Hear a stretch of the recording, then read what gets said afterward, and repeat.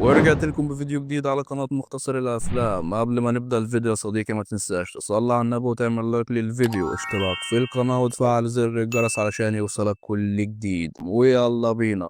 فيلمنا بيبدأ براجل اسمه فينيسنت، راجل كده في نص عمره عنده شوية عادات بايظة ومحارب قديم، بس الصراحة مش فارق معاه حياته خالص، عايشها كده بدون هدف، بيضيع وقته في البارات والشرب والقمار وخلاص. ومن أكبر مصايبه إنه مؤامر تقيل بيصرف تقريبا كل فلوسه على الطاولة والحصان. وفي واحدة اسمها داكا حامل وبتشتغل في الليل، تيجي تزوره كده من وقت للتاني علشان تسليه. فينيسنت بيديها فلوس تقعد معاه شوية، بس هي بتقول له انت فاكرني جي سي بين يا عم؟ وهو بيتعدى عليه الاسبوع الجاي. وفي البنك المدير بيقول له ان حسابه موقوف علشان فات الحد الائتماني، وفينيسنت عايز يقفله بس مش هينفع غير لما يسدد ال 120 دولار اللي عليه. بالليل البارمان بيقول له انت بتشرب كتير يا عم فينيسنت ومش هفتح لك حساب تاني. بس الراجل بيروس في البار الفاضي وبيركب عربيته وبيروح البيت، وبيخبط في السور وبيركن عربيته على العشب كأنها حاجة عادية. بعدين بيوكر القط بتاعه وبيحاول يكسر التلج علشان يشرب، فبيجرح صباعه وبيتزحلق على التلج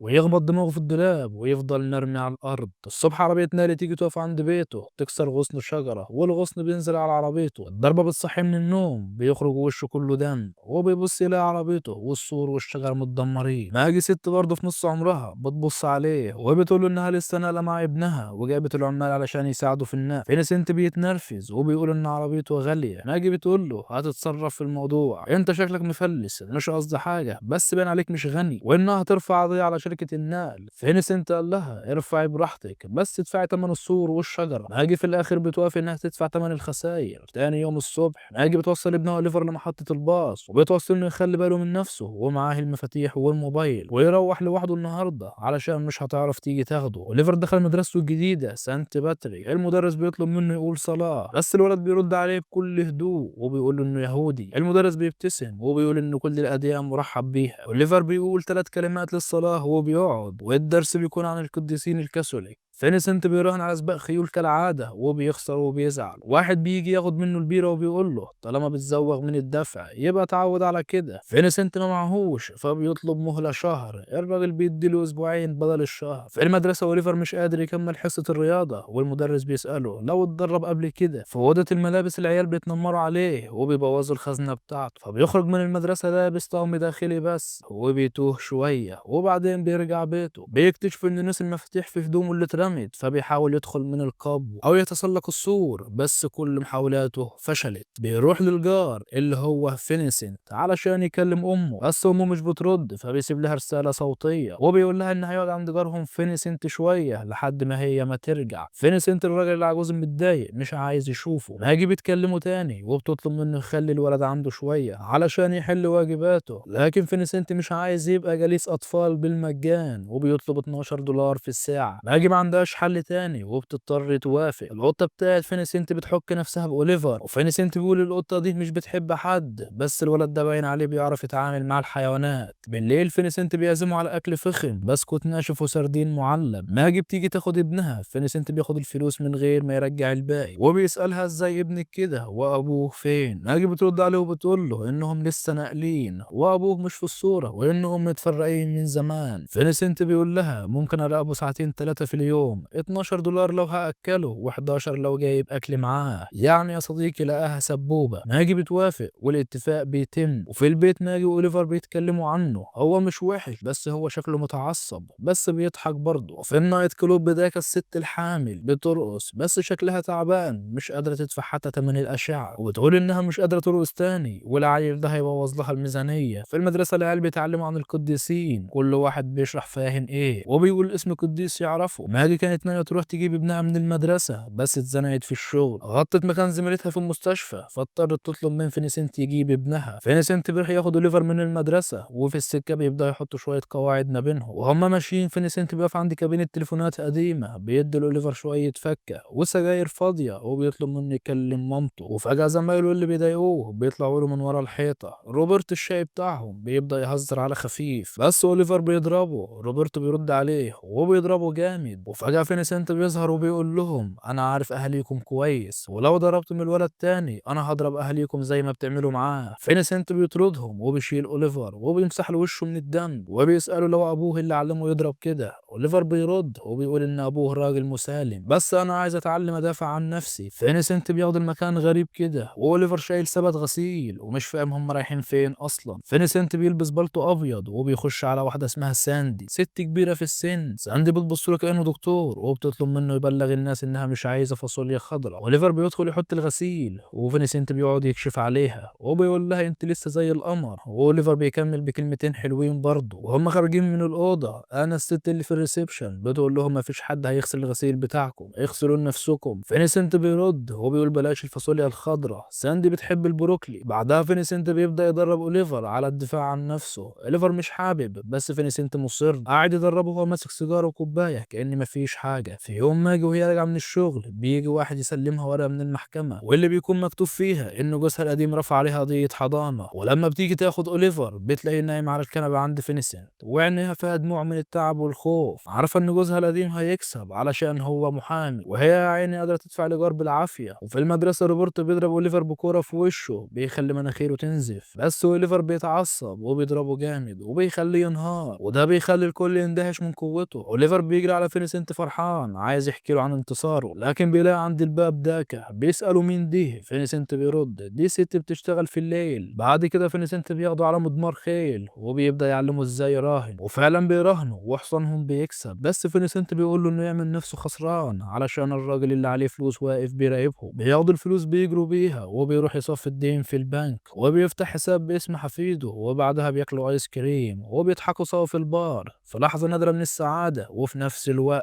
ماجي بتستلم اشعار من المدرسة ان اوليفر اشتغل، وبتحاول توصل لفينيسنت بس مش لاقياه. فينيسنت قاعد في البار مع اوليفر والواد بيطلب كولا. البارمان بيقول والولد ده مش من المفروض انه يكون هنا. فينيسنت بيخلص الكوباية وبيكسرها بالغلط وبيجرح ايده. ماجي بتكون قاعدة تستناهم بره البيت زعلانة انها مش عارفة حاجة عن المشكلة اللي في المدرسة، وفينيسنت بيقول لها عشان انت دايما في الشغل. ماجي بتدفع للتاكسي لان محدش تاني مهتم. ماجي بتقابل مدير المدرسة والمدرسين وبيسألوها ايه اخبار البيت وابو الولد فين. ماجي بتقول ان جوزها القديم بيخونها علشان ما بتخلف، واوليفر اتبنته ودلوقتي الاب عايز ياخده. وفي الحمام اوليفر وروبرت بينضفوا الحمامات سوا وبيبداوا يتقربوا من بعض. روبرت بيقول له محدش بيندهلي باسمي، الكل بيندهلي اوشان ساكي. اوليفر بيحكي له عن ابوه وبيقول ان دايما كان بيأذي امه، بس برغم كده وحشه. روبرت بيرجع له المفاتيح والموبايل وبيسأله مين اللي علمك تضرب كده. اوليفر بيبتسم وبيقول له الجليس بتاعي. فينيسنت في وقت من الاوقات بياخد ساندي للبحيره، ساندي بتنادي باسمه كانها فاكراه بس بسرعه بتغير الكلام. مدير دار المسنين بص لفينيسنت وقال له بص يا عم المنطقه دي غاليه واللي عايز يقعد فيها لازم يدفع على طول. فينيسنت بقى حاله بالبلا معهوش ولا مليم، بس برضه مش بيستسلم. راح سرق شويه دواء من الدار وفكر يبيعهم، بس للاسف القرشين اللي جابهم ما يكفوش حتى فاتوره النور. راح عمل مصيبه، سحب كل فلوس اوليفر من البنك وحطهم على حصان في السباق، وقال يا تصيب يا تخيب. والخراب جه، خسر كل حاجه، ما بقاش معاه ولا تعريفه والدنيا ماشيه ضده. الراجل اللي ليه فلوس عنده جاله البيت ومعاه مسدس. فينيسنت من الخضه وقع على الارض، الراجل افتكره مات وخاف وهرب. في نفس الوقت اوليفر محدش راح ياخده من المدرسه، رجع لوحده ولقى فينيسنت واقع على الارض، خده على المستشفى والفحوصات ظهرت انها جلطه. فينيسنت بقى بيتعلم من اول وجديد ازاي يتكلم وازاي يمشي، وكان بيتعصب ويصرخ مش عايز اشوف حاجه تاني. وفي وسط الزحمه ده طلبت من ماجي فلوس، راحت اشترت بهم شوكولاته واخدت اتنين كمان ببلاش. ده كانت بتنظف في بيت فينيسنت، واوليفر بقى يساعده يتعلم وهو كمان يتعلم من الراجل العجوز ده. كل اصحاب فينيسنت بيتجمعوا كل واحد بيساعده باللي يقدر عليه، حتى القطه فيليكس اتنقلت للمستشفى. فينيسنت واوليفر عملوا سباق بالكراسي المتحركه وفينيسنت كسب طبعا وقعد يضحك زي العيال. ولما رجع البيت لقى الدنيا متوضبه، بص حواليه وقال فين الزباله بتاعتي. ده طلعت الريموت من الدولاب وقالت له اهو، وبلاش لعب عيال بقى. وبقت عايشه معاه ب $15 في اليوم مع اكل ومبيت. وقالت له ممنوع الهزار اللي بتفكر فيه، انا ممرضه مش موديل. دخل المحكمه القاضي بس الماجي وسالها انت تعرف ان الراجل ده بياخد ابنك لبارات وبيخليه يراهن على الخيل. ماجي بتكون مصدومه لانها لاول مره بتعرف الحاجات دي، واوليفر بيهمس لامه ان ده كاسيتي ليل. حتى المحامي بيتمسمر في مكانه. بعد الجلسه ماجي زعلانه على ابنها، وفينيسنت بيقول لها الغلط كان انك اتكلت على راجل زيي، الولد محتاج اكتر من ام دايما مشغوله. ماجي بتمشي وهي زعلانه وبتقول ان اوليفر مش هيرجع تاني. فينيسنت بيستلم 7 رسايل بتقول انا من دار المسنين، بتقول ان عندها اخبار سيئه عن ساندي، وفينيسنت بيفهم كل حاجه وبيبدا يصرخ ويبكي. ده كانت بتوصله للدار، وبتلاقي ست تانية في غرفه ساندي، والصندوق بتاع ساندي مليان حاجتها، واتضح انها ماتت من كام اسبوع واتحرقت، والرماد موجود في الصندوق. فينيسنت دخل في اكتئاب شديد، قعد على الشاطئ اللي كان بيروحوا معاها وسكت. بس اوليفر جه واتكلم معاها عن كل الذكريات، وفينيسنت قال له انه كان بيحبها جدا. اوليفر لقى صوره لفينيسنت وهو عسكري في فيتنام سنه 1965. بدأ يدور على حكايته واكتشف انه كان بطل بجد. وفي يوم من الايام في المدرسه، اوليفر قدم مشروع اسم القديسين بينه، واختار فينيسنت وحكى قصته كلها من الشجاعه في الحرب اللي رعايته لساندي ووفائه لاصحابه، وسماها القديس فينيسنت. الناس كلها سقفت، وفينيسنت طلع على المسرح. اوليفر علق له ميداليه وقال له شكرا ليك يا بطل، وخدوا بعض بالحضن قدام الناس، وكلهم اتأثروا، حتى ابو اوليفر نفسه اتأثر. وفي الاخر داكا ولدت بنوته، وكل الناس كانوا فرحانين. وفينيسنت قعد يغني ويدخن سيجارته، وحس لأول مرة إن حياته بقى ليها طعم. وبكده يكون خلص فيلمنا يا صديقي، ونتقابل في مختصر فيلم جديد.